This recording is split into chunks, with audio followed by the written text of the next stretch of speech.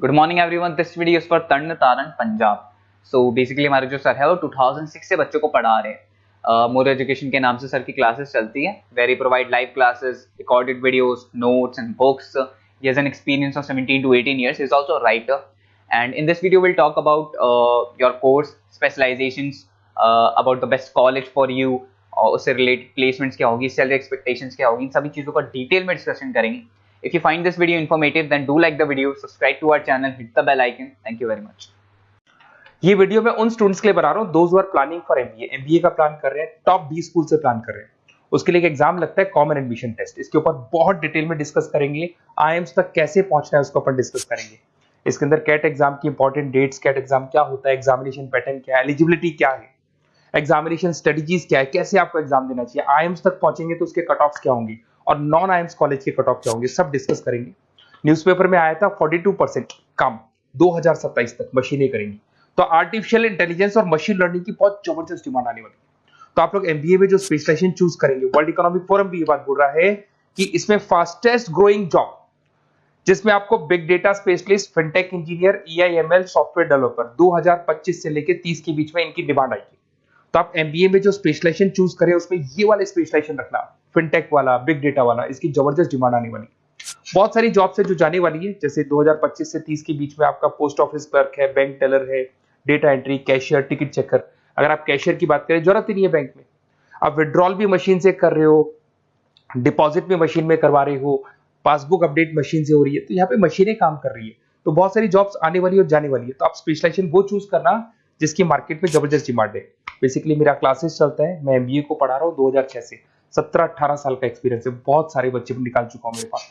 अब देखो आपको क्लासेस दिखाई दे रही होंगी। उसके अलावा सबसे इंपॉर्टेंट चीज, आईएम अहमदाबाद। मैं हर साल बच्चों को आईएम अहमदाबाद लेके जाता हूँ।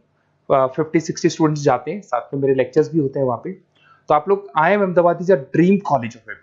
अगर मैं एमबीए की बात करूँ तो एमबीए का जो ड्रीम कॉलेज है वो आईएम अहमदाबाद है। तो आप ये मान के चलो, इस कॉलेज के लिए बच्चा पढ़ता है और कैट का एग्जाम देता है। अगर यहाँ से बच्चा निकलता है तो बहुत बड़ा पैकेज लेके निकलेगा। देखो हर साल मैं बच्चों को लेके जाता हूँ, दिख रहा होगा आपको।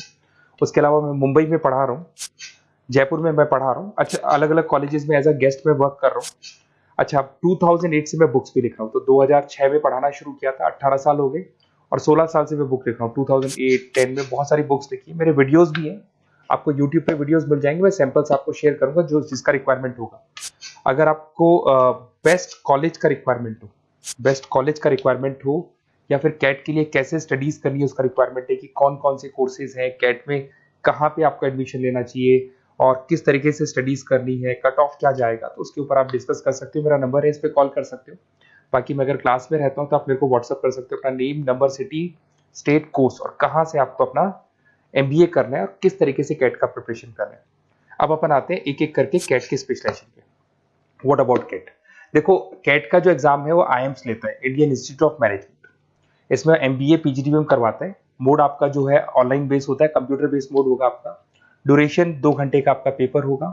इसमें आपको verbal ability, reading comprehensive, data interpretation, logical reasoning and quant मिलेगा। तो 3 सेक्शन में डिवाइडेड है पेपर। आपको हर सेक्शन में 40 मिनट्स मिलती है। 2 घंटे का आपका पेपर है, तो उसको कंप्लीट करना है।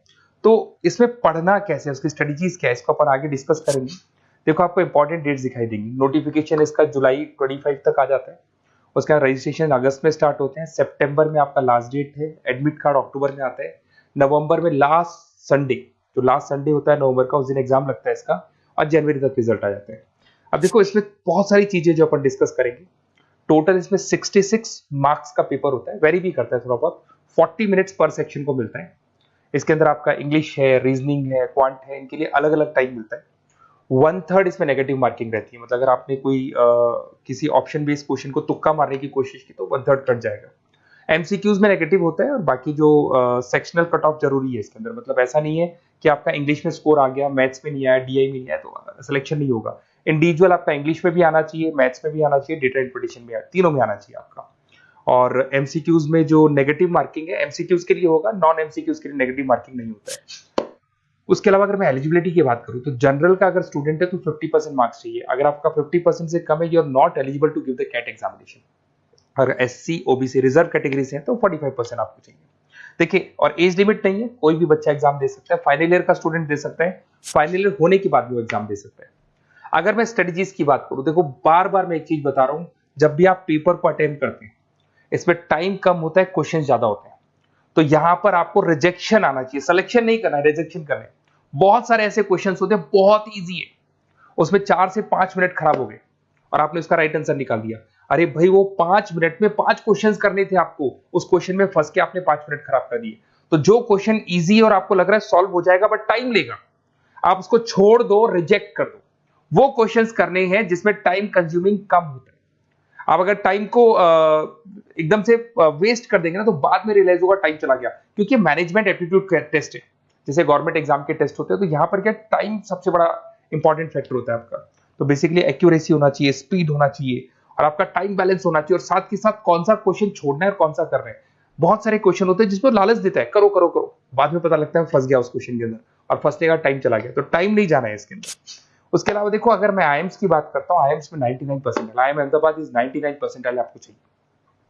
उसके बाद में अगर मैं बात कर दूं, बेंगलोर 99, कोलकाता 99, लखनऊ में 97 टू 98 चाहिए, इंदौर कोझीकोड में 95 टू 97। तो परसेंटाइल तो मान के चलो, अगर आपको टॉप कॉलेज चाहिए ना तो 99 प्लस परसेंटाइल चाहिए आपको, ठीक है। उसके अलावा अगर अपन देखते हैं एफएमएस दिल्ली, नॉन एक्सेप्टेबल जो कैट का एग्जाम तो लेते हैं बट नॉन आईएम से, वो भी 99 मांगता है। एसपी जैन भी 85 टू 95 मांगेगा।